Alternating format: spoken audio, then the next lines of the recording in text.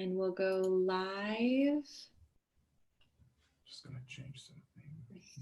I think we should be good. Let's just give it 1 second because YouTube's still loading. Just gonna change something. We should be good. Let's just give it 1 second because YouTube. There it is. Okay.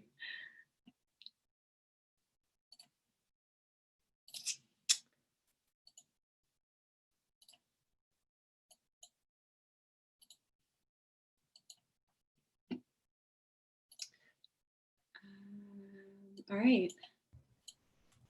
Can you see my screen now? It's just loaded, yep.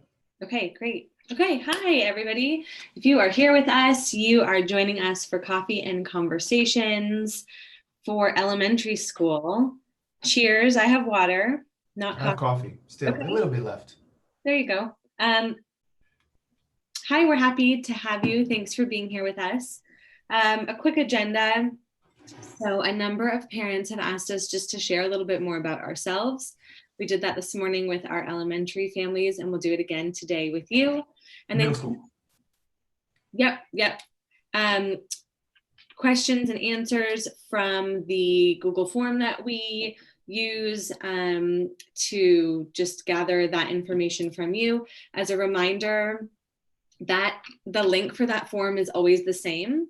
We just sort by date. So you can put a question in there anytime between now and the next Coffee and Conversations, and then we'll be sure to go back and look and address those. And we'll continue to send those out regularly as well. We'll share with you our VA website and then the date for our next Coffee and Conversations. So one person wrote in yesterday and asked about a different tech device, that they got a device that did not have a touch screen and they wanted one that did. And my response would have been to contact tech support if there's something wrong with your device.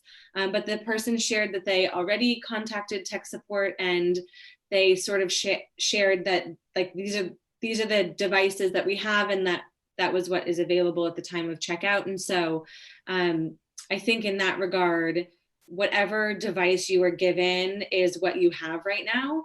And I don't believe that we have a number of devices sitting around or on back order to swap them in and out with unless they're broken. So from what I understand, you can always make an appointment at support.lvusd.org if you need to have your device fixed, if it's broken, or if there's something wrong with it, you can come in to do that. So, but in terms of like getting a better version of the device you have, I think the supplies are what we have available to students. And that's true district-wide. It's not a virtual academy versus a site thing.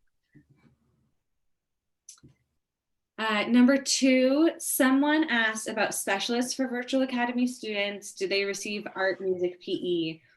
So yes, they do.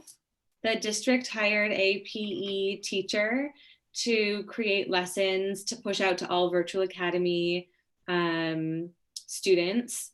Likewise, they are receiving art and music lessons that are pushed out to them. Those are recorded lessons. They're not live lessons. And for families watching this, specialists are typically provided by PFA and PFC funds, and every school does something different. So some schools on their on-campus program don't have any specialists this year, and others have recorded specialists and others have live. And so every school does something a little bit different depending on the funding that they have available from their PFA or PFC.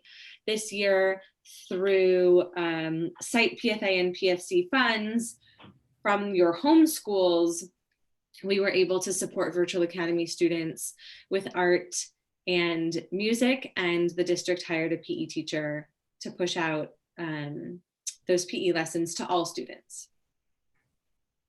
I also should say, just because we were talking about PFA and PFC, Virtual Academy does not have its own PFA or PFC.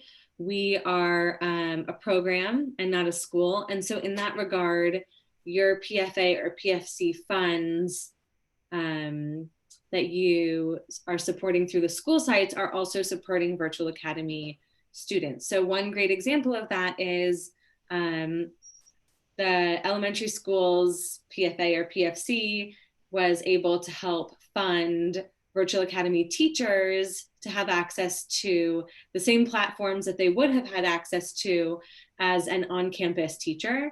So for example, if I am a Roan Meadow fourth grade teacher, I would still have access to the Roan Meadow platforms that I would have had that supplement my curriculum anyway. So we're grateful to the schools and the PFAs and PFCs for supporting all students, whether they chose a virtual model or whether they chose an on-campus model. You know, actually, I'm noticing we were so excited to answer all these questions. I don't know if we introduced ourselves and told them a little bit about ourselves. Okay, we should do that. Want to pause here and do that? Thanks. I did jump right into it. Yeah, we're ready to get down to business, but yeah, you go first. Oh, okay. So we're gonna just pause from our questions and do introductions since I did just jump right into things. I'm Ashley Winter. Thanks for that, Eli. I coordinate our virtual academy. Before this, I was an English teacher at AC Stell and at Agora High School for many years. I actually grew up in our district. I went to Calabasas High School. And after teaching English, I got into the world of supporting new teachers and mentors. And so I, with Ryan Gleason and with support of our cabinet and our board, we were able to author and begin, three credential programs in LVUSD. We were the first school district in the state of California to offer these credential programs to adults. And so big picture of those credential programs is supporting new teachers and future and new administrators. And as an administrator, my love and sort of passion and leadership lies in helping great teachers stay in the classroom and great administrators either become or stay on campuses, because I think kids need more great educators in their lives. So that's sort of my love in terms of administration and what we get to do. What about you, Eli? So, okay. So I'm Eli Cashman. I'm the dean here at the Virtual Academy, and I also oversee all alternative programs at the district. And before coming here, I was a dean at Agora High School, dean of student support. And prior to that, I was an intervention coordinator and math teacher at AC Stell Middle School. I also worked in LA Unified as a math and science teacher for about 11 years. And I also taught English internationally as well. I'm passionate about supporting students and supporting students via supporting teachers and other administrators. So it's something I'm very excited about. Yeah, thanks. And thanks for pausing me on rolling right into these questions. Sure. So where are we now? So student council. Someone asked if Virtual Academy is going to have student council for elementary school this year. Student council in VA is not happening this year. And I know some of our elementary schools are also not doing student council while others are. Every site made their own decision in terms of what they were capable of and the best way to support students. So for this year, Virtual Academy is not going to have a student council for elementary school. And then the last question, Eli, was, are administrators aware of the school or teacher crossover? For example, does one principal know that, a different teacher is teaching kids from their school, or does one principal know that they have a teacher that has kids from a different school? And the answer, of course, is yes. Eli and or I meet with our elementary principals weekly and connect with them regularly in administrative meetings. They were involved in the process of helping us get Virtual Academy up and running, which we could not have done without all of the help of our administrators district-wide. And so yes, principals do of course know who their students' teachers are, and conversely, which students they have in terms of their teachers' rosters. There was one question in the chat. If the child doesn't have a PE teacher, do we have any updates on that? Sure. So the specifics are hard to say without knowing the school site and the funding source for that PE person. But the district is committed to providing PE to every student in the district. And so that's why they hired a PE teacher to create and record lessons and videos that are pushed out to all students. So every student should be receiving physical education experiences and curriculum. Yeah. All right. So our next date and time for elementary specific coffee and conversations is November 5th at 4 p.m. And we're trying to bounce around in terms of days and times to be able to provide access to everyone. This is being recorded just like we record everything, and it posts to my YouTube page, and we will send you the link to that as well, so that you can watch this at any time that works for you and for your family. We do that with all of our events. And then one thing that we wanted to circle back to, I'm just going to stop screen sharing for 1 second. One thing that we wanted to circle back to was our website, so that we could show you a few updates here. And just loading. Okay, so